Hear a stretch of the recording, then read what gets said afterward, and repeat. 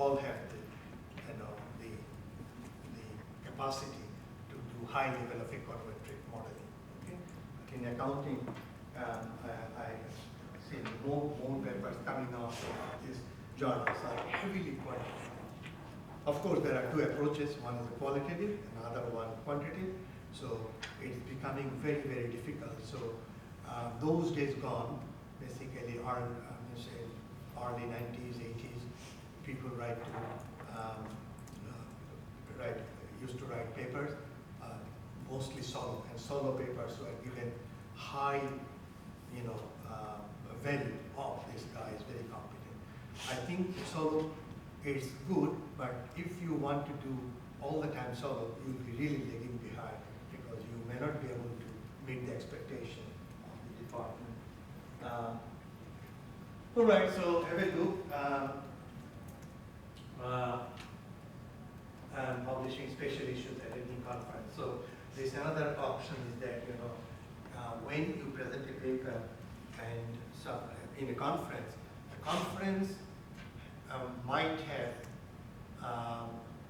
organized with some reputable journal that good papers presented in that conference will be considered for publication in those journals, right? So if you find that those journals are reputable, why not consider those journals, all right? So usually, this is the general perception is that those special issues are less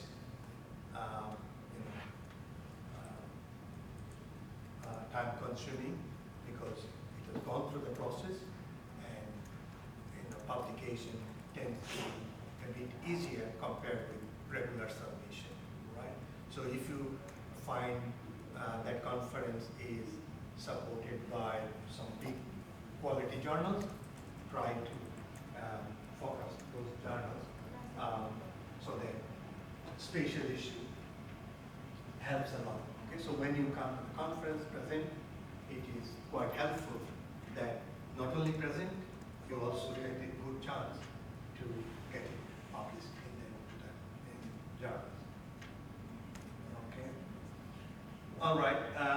So what you have to do, how you become strategic. As you can see, once you have published few papers with your supervisors, and you need to become independent, develop your own research team, and join active researchers. Okay, so strategies nowadays is to be more, team-based, right? So if you have solid team, you will most likely become successful. Okay.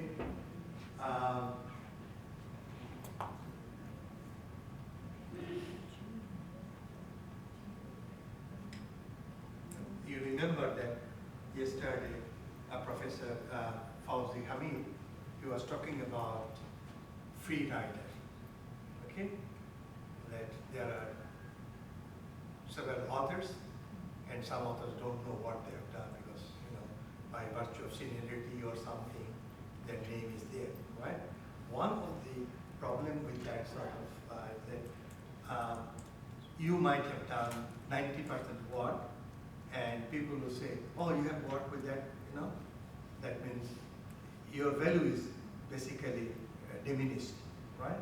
And it happened with me, with most of the people, when you choose to work with very renowned, whatever you probably work 95%, you will not be, recognized to the extent that you are, supposed to receive.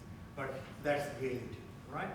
So if you work in a university and the expectation is that some senior people like to be coopted, make sure that that person has contributed to a certain extent, that you are happy with that sort of contribution.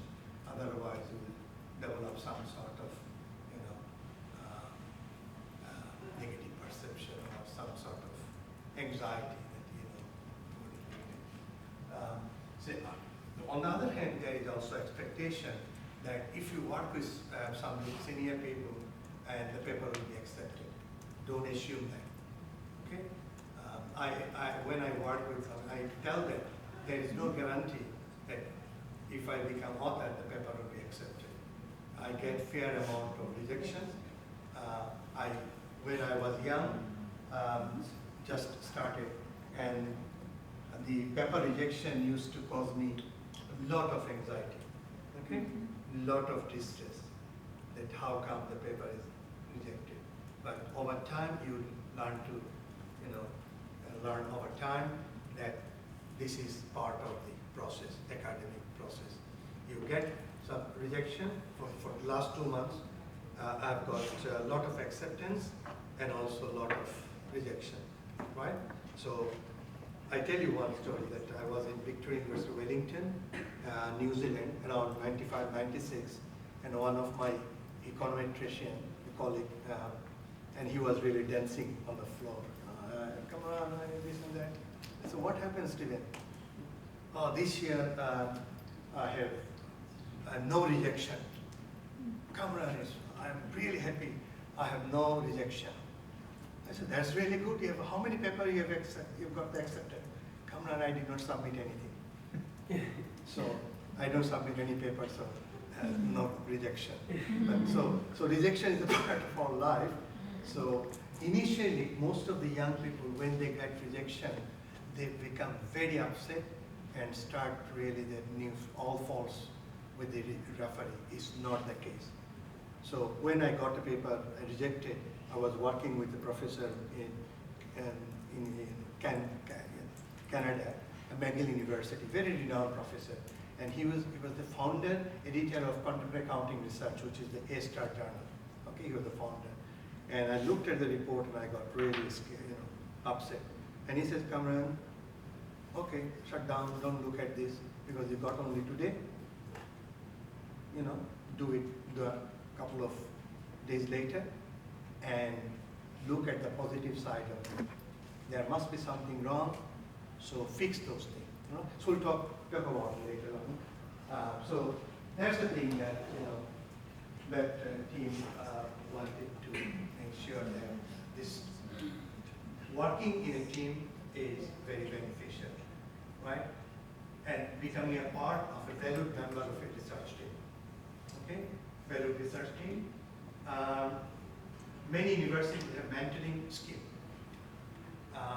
What is mentoring scheme? Any idea what mentoring scheme? Giving guidance. Giving guidance to. Yeah, guidance. So, mentoring doesn't mean that your head of the department is a mentor or your supervisor is a mentor.